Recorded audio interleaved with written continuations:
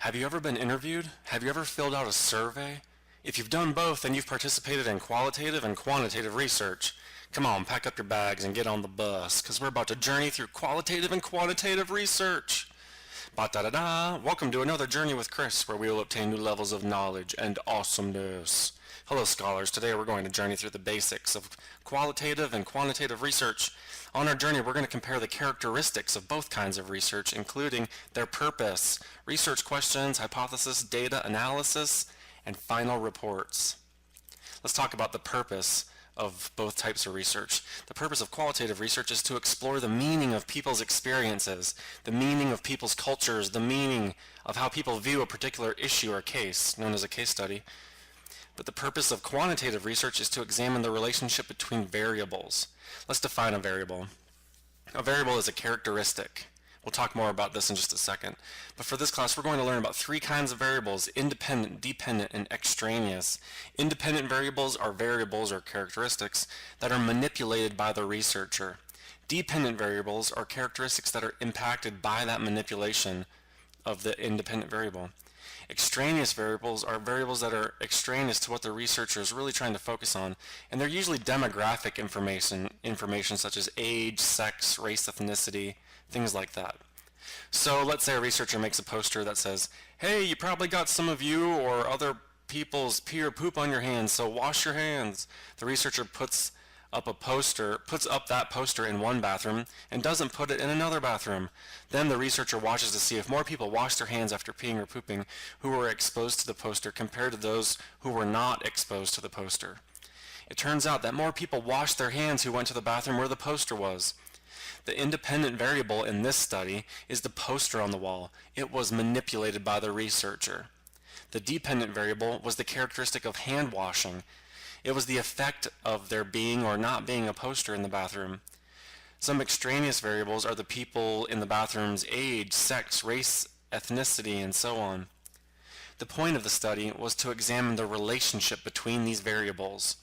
More hand washing, the dependent variable, took place in the bathroom that had the poster, which was the independent variable. Let's talk about research questions. Since qualitative research is exploratory in nature, qualitative research questions usually start with the words what or how, since these words imply discovery or exploration. Excuse me. For example, a qualitative research question could be, what are college students experience in trying to eat healthy on campus? Or, how do college students celebrate the subcultural holiday of 420? Because qualitative research is exploratory, it typically does not have a hypothesis, which is a prediction. In a nutshell, qualitative research tries to explore, not predict, participants' views. Similar to qualitative research, quantitative research questions can start with the words what or how, but they might also include the word does in the beginning of the question. In descriptive quantitative research, research questions ask how much, how often, what's the relationship between variables, what's the difference between the variables. For example, what percent of male college students wash their hands after using campus bathrooms, or what is the relationship between college student gender and hand washing practices after using campus bathrooms? In experimental research questions, this is where they might start with the word does, such as, does hand washing increase when a poster is placed in a campus bathroom?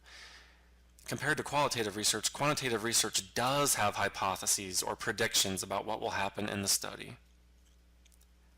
Typically, in qualitative research, researchers collect more than one type of data in order to get a better, more holistic picture of what's going on in the field.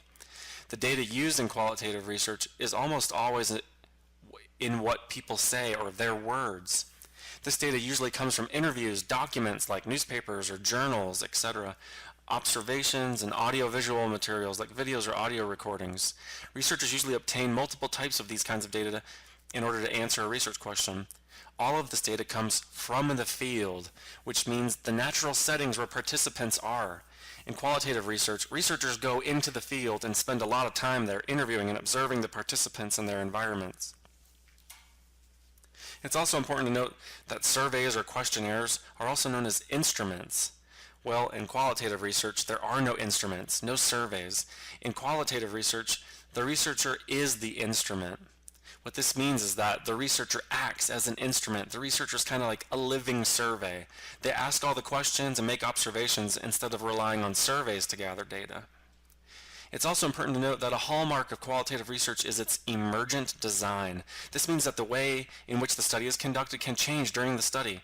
During qualitative research, it may become apparent that other forms of data from other groups of people should be included into the study. For instance, let's say that a researcher is studying college students' experience trying to eat healthy on campus.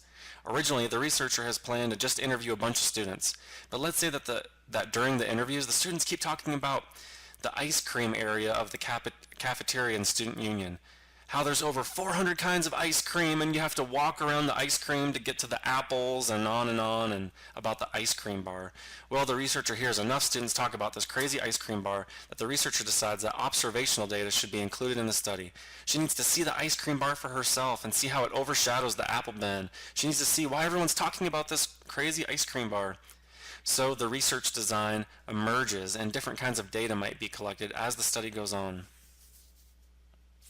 The data for quantitative research is in the form of numbers. These numbers usually come from what people check off on instruments, which are surveys or questionnaires, or observational checklists and so on.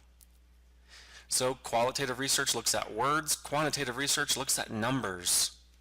Let's talk about analysis. In qualitative research, analysis is all about creating themes. Researchers read their interviews, look at documents, observations, and audiovisual materials, and then they organize all of that data, all of those words, into themes. This can take a considerable amount of time. There are often pages and pages of interview transcripts to read. For example, let's say a researcher interviewed students about their experience eating healthy on campus. From the interview, there were over 80 pages of interview text to read. From those pages, the researcher was able to group the data or analyze the data, group it into three major themes, which were students believed that there was a lack of healthy options on campus, the students believed the healthy options were too expensive, and they felt that unhealthy options were just too tempting. It's important to note here that qualitative research is inductive in nature. That means that the research questions, the data collection, the analysis, and all that stuff is not based off of a theory or preconceived notions that the researcher has. The researcher lets the data speak for itself and form itself into themes without the bias of an existing theory or existing ways of thinking about things already. On the other hand, in quantitative research, analysis involves the use of statistics to crunch numbers and figure out what those numbers mean in terms of answering a research question. Qualitative research looks at themes, quantitative research and analysis crunches numbers, statistics. Quantitative research is also usually deductive. It's based from existing theories and information that's already out there to help form research questions and how data is collected and how it's analyzed. Let's talk about the final report. In qualitative research, the final report is usually narrative in nature. The authors will sometimes write in the first person. It's more interpretive, and it contains a lot of writing, and it has direct quotes from participants. The final reports for quantitative research are more rigid in form, and it's more in the form of a statistical report. In conclusion, there are noteworthy differences between qualitative and quantitative research in terms of their purpose, research questions, data analysis, and so on. And this video is just an intro to each style of research. We're going to go into way more depth as the semester continues with each form of research. So thanks for a great journey, and I'll see you in class.